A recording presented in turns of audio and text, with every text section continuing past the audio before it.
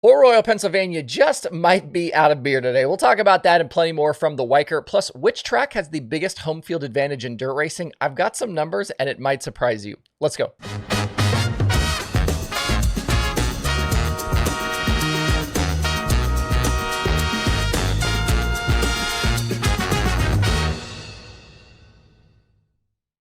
It's Monday, May 27th. I'm Justin Fiedler. This is DIRTRACKR Daily presented by Kubota Genuine Parts. The innovative myKubota app is an essential tool for managing your equipment efficiently and effectively. Stay connected with your machinery with real-time monitoring and maintenance reminders, plus diagnostic alerts. Track your equipment's performance, view manuals, and more with just a few taps. myKubota streamlines operations and helps prevent breakdowns to keep your equipment running at its best, helping you get the job done. Take control of your equipment and improve your workflow today with myKubota. Download the app and experience the difference. The app is free to download, can be found in the Apple app and Google Play stores. You can click the links below in the video description or scan the QR code right now on your screen. Big thanks to Kubota for the ongoing support of The Daily Show and for their involvement in dirt racing. A bunch of stuff to talk about today around the Weikert at Port Royal for the Kubota High Limit Sprint Cars. Dietrich, your winner over Tyler Courtney and Rico Abreu. Easily the biggest win of Dietrich's career and the most lucrative. It was $76,500, which included the prize money and the dice roll split. Hopefully Dietrich and the boys' hangovers are not too bad today because you know that squad is going to knock down some cold ones afterwards. Great racing over the second half of that race. Sunshine leading laps, Dietrich in there late, plus Anthony Macri and Rico Abreu in the mix. Two late cautions both looked like they could flip things, with Courtney nearly taking advantage. He had a slider into 3 for the lead coming to the checkered, but a final yellow for a slowing Devin Borden put Dietrich out front for good. It was back-to-back wins for Dietrich as he also won the Friday show at Williams Grove. He's jumped way up the list in season earnings. Only Brad Sweet, David Gravel, Tyler Courtney have won more money to this point than has Danny Dietrich. 7BC finishing second, and Brad Sweet, a non-factor, down in 18th, means we've had a change atop the high limit standings. Courtney leads by 1 single point headed to Grandview on Tuesday.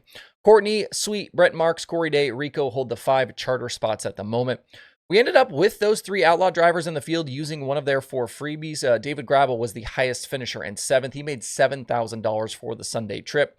Logan Schuhart was 10th. He got $3,200, and Brock Zierfoss 15th. He got $2,500. All 3 of those teams will be super trucking back to Fremont, Ohio today. If I remember correctly, the only other Outlaw drivers to use freebies so far this season were Landon Crawley at Riverside and Buddy Kofoid at Kokomo. The next likely high limit race for Outlaw drivers to use one of those freebies is Eagle on June 11th. That's a big money show right in the middle of an Outlaw Midwest swing. And that one, I think, is going to draw a lot more than just the 3 guys we saw yesterday. And then I think teams will use 2 of their freebies for those early nights at Eldora during Kings Royal Week. Today is an off day, and then High Limit is back to it Tuesday at Grandview for $20,000 win. I saw some were wondering if any teams would go to Fremont tonight. I do think it's possible. I don't know that I would hold my breath for a lot of them to do it. 5.5 hours from Port to Fremont, and then another 7 hours back to Grandview the other direction. So not saying it's not possible. There definitely could be a few. We know somebody like Devin Borden is going to go run Fremont tonight in the Grove car. He's obviously not a High Limit driver, but I wouldn't expect a lot of guys to do that. A few other notes. I liked the onboard cameras that FloRacing was messing with last night during the main event, during the program. During that feature, we saw them on James McFadden and Brad Sweet's cars. I think they had 2 each, one pointing at the right front and then another inside the cage pointing down at the driver. Obviously not a new invention by any stretch of the imagination, but not something we've seen a ton with the dirt racing streaming services. Live onboards add a not insignificant level of complexity to a broadcast and then necessary technical equipment. It would be cool, though, if we were potentially headed in the direction like what we see with Formula One right now. A subscription to their streaming plan gets you access to onboards for every team. Being able to pick your favorite driver and then maybe double box their onboard with the main feed for a feature would be a great addition to a streaming service. The other thing I wanted to get into today was the opportunity that Port Royal provides racers up against the big players in sprint car racing. This has been something we've kind of been hinting around here lately. I looked around a bunch this morning, and I don't believe there is a bigger equalizer in the game right now as a racetrack than Port Royal is.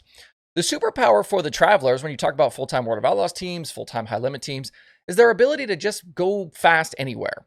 If you look through results for most racetracks the Outlaws visit, for example, it's almost all Outlaw winners, but not at Port. Maybe the drivers would have a better explanation as to why that is, whether it's something about the racetrack or the way things race or whatever. But the main full-time guys just don't come into port and dominate, and that's with any series. I was trying to think about what other tracks that was true for, and the only other two I could come up with were maybe Hobstadt and Williams Grove. But the numbers are actually surprising. We've seen Brady Bacon, Carson Short, and others win at Hobstadt in recent years, but the Outlaws have still won nearly 50% of the races there back to 2017. And the same is true at the Grove. It's up at nearly 53% there. At Port Royal, though, the Outlaws are only 3 for 12 since 2017. That's 25%. And just for argument's sake, I looked at the All-Star races at Port as well. They fared even worse in 24 Port All-Star features from 2019 through 2023. Series regulars won just 3 times. That's 12.5%. It's not California or the Midwest or a track in Ohio. It's Port Royal that provides the biggest home court advantage in dirt racing, and it shouldn't be surprising that Danny Dietrich won last night.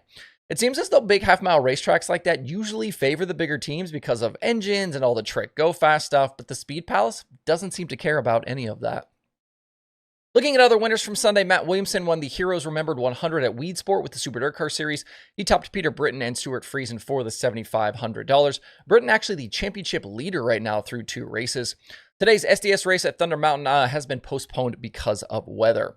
In late model racing, Josh Putnam was the Spring Nationals winner at Duck River. He bagged 10 grand, while Donald McIntosh was crowned series champion over Pearson Lee Williams and Christian Hanger.